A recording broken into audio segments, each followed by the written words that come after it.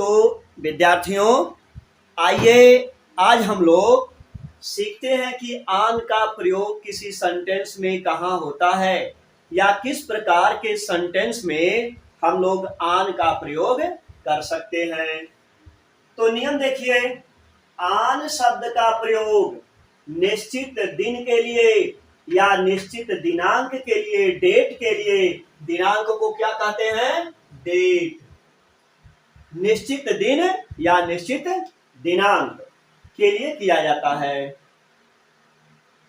जब कहीं पर हमें किसी दिन पर जाना हो, जैसे मान लो मुझे सोमवार को कहीं जाना है, तो कहना तो है सोमवार को, लेकिन वह सोमवार जो है आने वाला अगला कोई दिन होगा, तो वहां हम आन का प्रयोग करेंगे।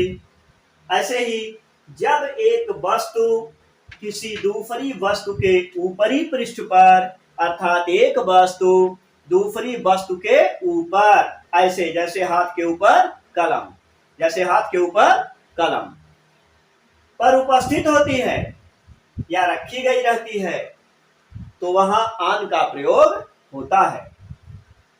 आइए इसको जानते हैं, इंग्लिश में कैसे डिफिनेट करते हैं। On is used with days and dates. दिन और दिनांक को लिखने के लिए हम लोग आन का प्रयोग करते हैं। और क्या है? आन इज यूज टू शो। आन का प्रयोग हम लोग दिखाने के लिए करते हैं। क्या दिखाने के लिए? एनीथिंग इज लोकेट, कि कोई वस्तु स्थित है। कहाँ स्थित है? On the upper most surface, किसी वस्तु के ऊपरी पृष्ठ पर। ऐसे जैसे हाथ का, हथेली का ऊपरी पृष्ठ ये है और इसके ऊपर ये मार्कर रखा गया है।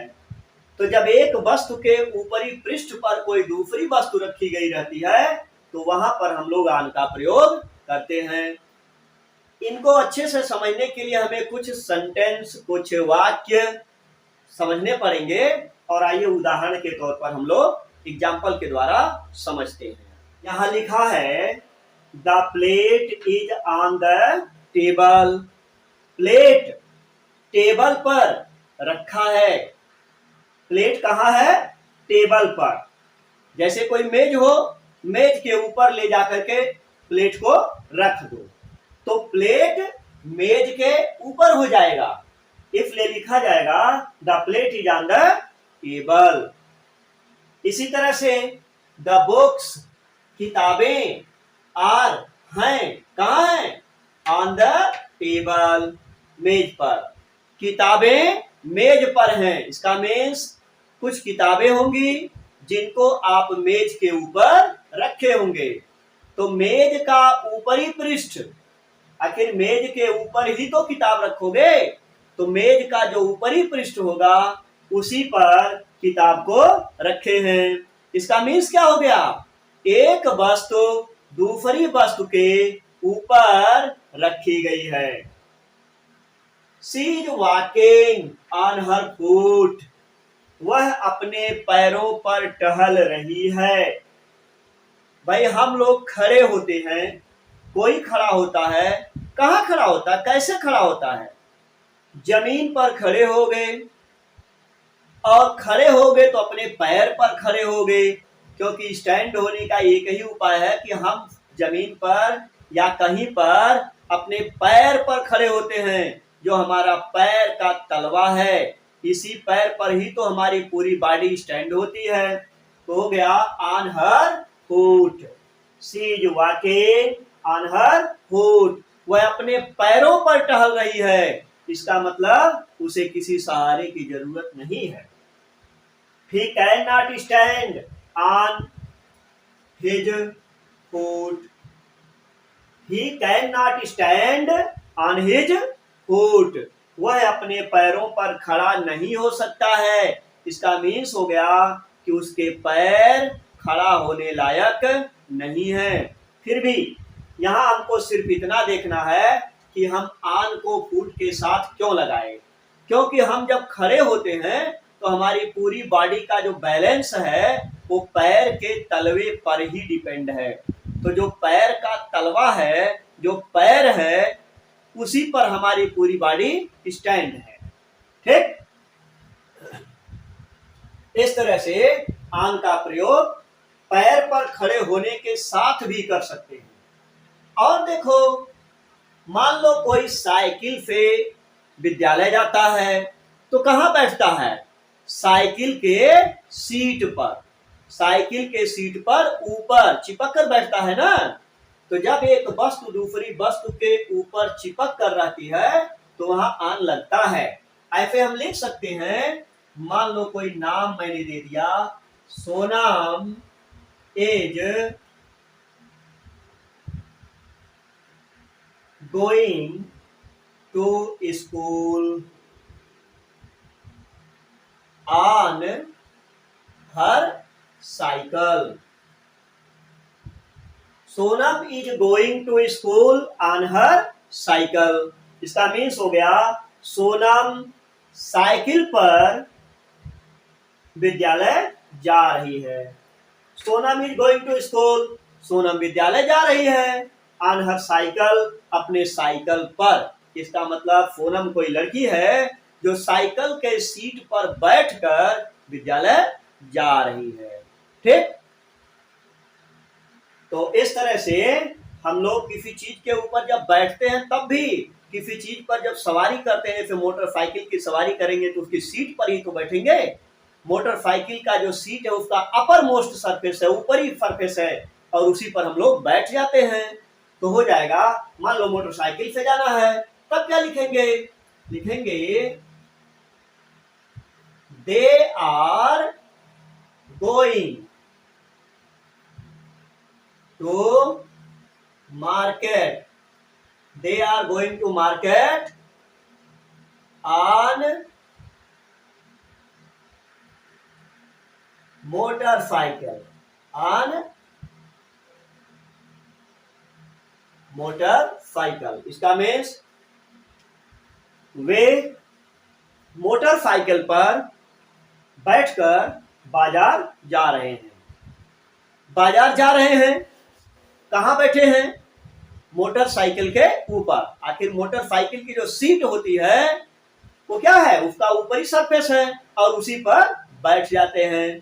तो एक पृष्ठ पर दूसरा कोई चिपक करके बैठा है, एक वस्तु पर दूसरा वस्तु उपस्थित है। इसलिए जब हम मोटरसाइकिल से या साइकिल से कहीं जाते हैं तो उसके लिए भी ऑन शब्द लगा सकते हैं। They are going to market on motorcycle.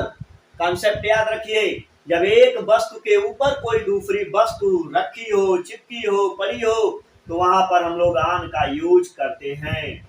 चलिए देखते हैं ऑन का यूज डेट और दिनांक के साथ, दिन के साथ कैसे होता है। जब हम किसी से आने वाले, माने आज के बाद आने वाले दिन पर मिलते हैं या मिलने के लिए कहते हैं, तो उस आने वाले समय, आने वाले दिन से पहले हम ऑन का यूज करते हैं। जैसे इसमें लिखा है, we are coming on Monday, हम मंडे को आ रहे हैं। इसका मीन्स हम किसी को बता रहे हैं कि हम लोग कब आ रहे हैं? मंडे को। तो मंडे कोई आने वाला दिन है और उसी दिन हम लोग आ रहे हैं। She will come to you on Friday, यहां क्या बताया गया है? She will come to you, वह तुम्हारे पास आएगी। ऑन फ्राइडे, कब आएगी? फ्राइडे को। तो फ्राइडे शुक्रवार, ये दिन का नाम है। हमें क्लियर हो रहा है कि वह शुक्रवार को आएगी। इसका मतलब शुक्रवार जो आने वाला दिन है, उस दिन वह आएगी। Sudha was born on 15th August 2002। इसका मीन्स हो गया, सुधा का जन्म 15 अगस्त 2002 को हुआ था। मीन्स 15 अगस्त 2002 ये डेट है। इस डेट को सुधा का जन्म हुआ था, तो यहां पर डेट से पहले हम लोग ऑन लगा देंगे। जैसे यहां शुक्रवार को आएगी, फ्राइडे को आएगी, तो फ्राइडे से पहले ऑन, मंडे को आना है तो मंडे के पहले ऑन। ऐसे 15 अगस्त, तो ये 15 अगस्त डेट है, डेट के पहले ऑन लगा देंगे। नेक्स्ट क्या है, ही इज ऑन ड्यूटी, वह ड्यूटी पर है, इसका मतलब वह कार्य पर है, वह अपना कार्य कर रहा है। जब कोई अपने कार्य पर होता है तो उसके ड्यूटी या उसके कार्य से पहले ऑन लगा दिया जाता है। ये बताया जाता है कि वो फालतू नहीं है, घूम नहीं रहा है, किसी अदर काम से नहीं आया है, वह अपने काम पर है। ही इज ऑन ड्यूटी माने वह अपने ड्यूटी पर है। I will see him on Sunday, I will see him, मैं उससे मिलूंगा, ऑन संडे, संडे को, means I will see him on Sunday. जैसे कि समझिए कि मान लीजिए कोई व्यक्ति है जो किसी कारणवश बीमार हो गया है या घायल हो गया है, हॉस्पिटल में हॉस्पिटलाइज हो गया है, और उसके शुभचिंतक उससे मिलने जाते हैं, देखने जाते हैं। लोग कहते हैं कि चलो उनको देख आते हैं। देखना कब होगा, जब आप वहां जाएंगे, और जब जाएंगे तो मिलेंगे। यहां जा करके देखने का मीन्स मिलने से होता है। I will see him on Sunday, मैं उससे या मैं उनसे संडे को मिलूंगा। ठीक, तो दिन से पहले और डेट से पहले हमें ऑन लगाना होता है। इस तरह से ऑन का यूज क्लियर होता है।